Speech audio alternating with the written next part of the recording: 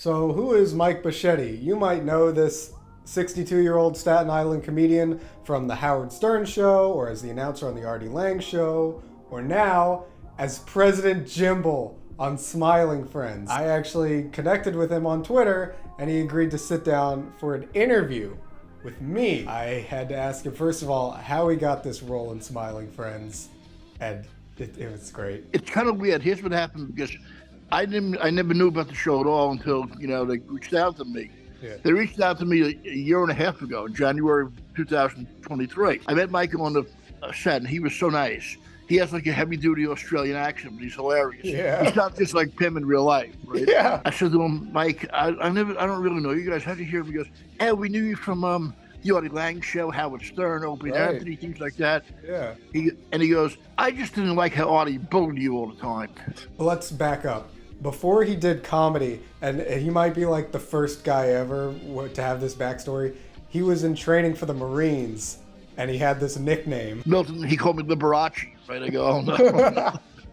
I go, sure, no, sorry. He goes, oh, your new name is going to be Milton Bradley. We're going to play so many games with you, son. So as a Smiling Friends fan, I wanted to know if these guys are okay. The cool thing about them is they are the most down-to-earth, cool, great guys to draw, and they think outside the box for sure. You know what I mean, right?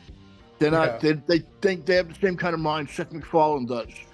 Really, you know Seth what I mean? MacFarlane? They definitely think outside the box, and it was so much fun. And they treated me like comedy royalty. One of President Jimble, Mike Bocchetti's defining features throughout the episode is that his face is like covered in lamb sauce. I brought a picture of one of the stills they put of you on the screen. A lot of people are talking about this. The guy that did the costume stuff, right? He's also like a gourmet chef. Yeah.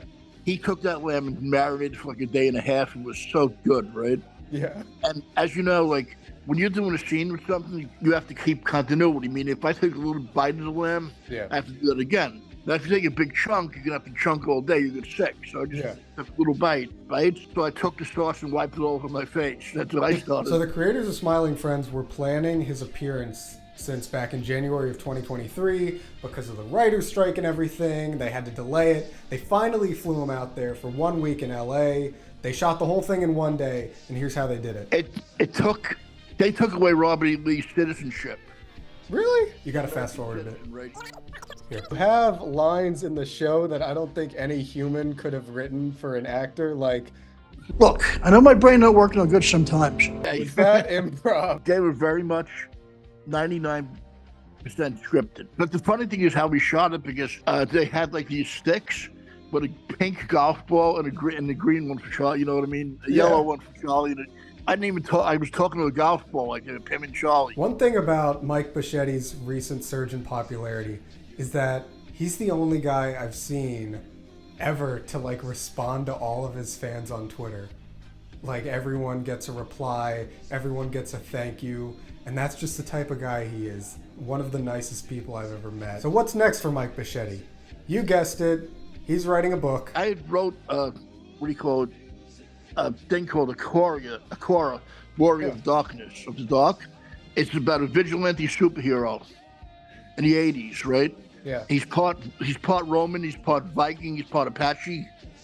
You know what I mean? And it's great. I'm going to be releasing it, self-publishing it on Amazon soon. I eventually want to make it into a cartoon, or hopefully a film. And I think it'll be good, Joey, because people today, especially people that are bullied, love vigilante superheroes.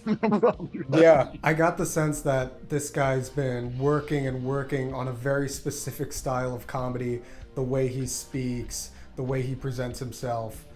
And Gen Z is really resonating with that for some reason. People your age and young people get me. In Hollywood, that means money to them. I'll be honest with you, as a person, it really brought tears to my eyes to be loved and respected by young people. Yeah. Because, there are comics my age that young people don't get. Mm-hmm. You know what I mean? Just don't get them for some reason. They don't resonate with them. I don't know why. Yeah. He told me, if you have a platform and you have fans, you need to make sure to appreciate every single one of them. And I just love that. Straight up, this is one of the nicest guys I've ever met. I wish the best for him. His book comes out this week. It's an ebook you could get on Amazon. I told him to make an audiobook version. I think People would like that a lot. If you want to see more types of videos like this, tell me who I should interview next. I was so happy to do this today, and thank you again for everything. I will definitely talk to you soon. Thank you so much. Stay in touch. So I'll much be fun. in touch. All right. Thank you. Take care. Have a great day. Bye. Oh, sorry. How do I? Subscribe. 2 hours later, people were still subscribing to Joeybar. You're still doing it. Yeah, I'm still doing it. I can't stop.